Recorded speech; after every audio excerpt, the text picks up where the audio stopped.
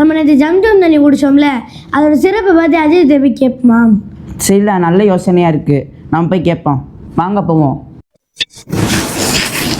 அஸ்ஸலாமு அலைக்கும் ஹஜ்ரத். வலைக்கும் சலாம் வரஹமத்துல்லாஹி வரகாத்துஹு. உஸ்மான் சல்மான், வாங்கப்பா. இன்னைக்கு என்ன சந்தேகம்? வரும்போதே ஏதோ சந்தேகம் கேட்குற மாதிரி வர்றீங்களே. நீங்கள் அன்னைக்கு ஜம்ஜம் தண்ணியோட துவா சொல்லி கொடுத்தீங்க, அதோட சிறப்பு எங்களுக்கு தெரிஞ்சுக்கணும்னு ஆசையாக இருக்குது. கொஞ்சம் சொல்கிறீங்களா அஜரத்து? அல்ஹம்துலில்லாஹ், நல்ல கேள்வி கேட்டீங்க. இன்ஷா அல்லாஹ் ஜம்சம் தண்ணியுடைய சிறப்புகளை பற்றி உங்களுக்கு சொல்கிறேன். ஜம்சம் தண்ணிக்கு அரபியில் சையீதுல் மியாஹுன்னு சொல்லுவாங்க. சையீதுல் மியாஹுன்னு சொன்னால் தண்ணீரின் ராஜான்னு சொல்லி அர்த்தம். ரசூலுல்லாஹி ஸல்லல்லாஹு அலைஹி வஸல்லம் அவர்கள் சொன்னாங்க, ஹைருல் மாஇ அலா வஜ்ஹில் அர்தி மாஉ ஜம்சம்.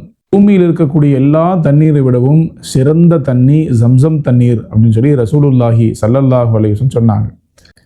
இன்னஹா முபாரக்கா, இந்த தண்ணி ஒரு பரக்கத்து பொருந்திய தண்ணின்னு சொன்னாங்க.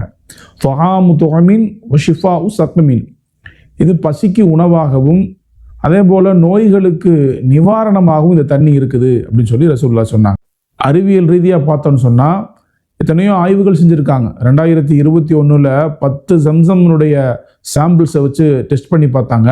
கிட்டத்தட்ட அந்த ஜம்சம் தண்ணியில் இருக்கக்கூடிய சத்துக்களை ஆய்வு செய்யும் பொழுது ஜம்சம் தண்ணியில் எல்லா வகையான சத்துக்களும் எல்லா வகையான தாதுக்களும் நிரம்பி இருப்பதாக விஞ்ஞான ஆய்வுகள் நமக்கு தகவல் சொல்கிறாங்க.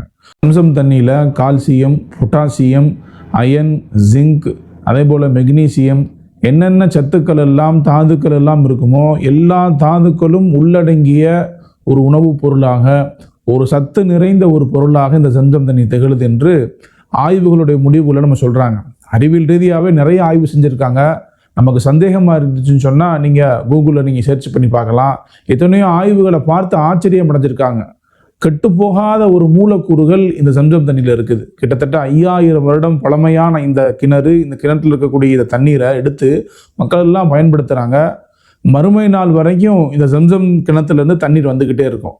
ரொம்ப ஆச்சரியமான ஒரு விஷயத்தை அல்லாஹ் தஆலா இந்த ஜம்சம் தண்ணியில் வச்சுருக்கான். ஜம்சம் தண்ணி ஒரு சாதாரணமான தண்ணி இல்லை, அது ஈமானுடைய அடையாளம், இஸ்லாத்தினுடைய நினைவு சின்னம், மக்கா நமக்கு கொடுத்த ஒரு அற்புதமான பரிசு.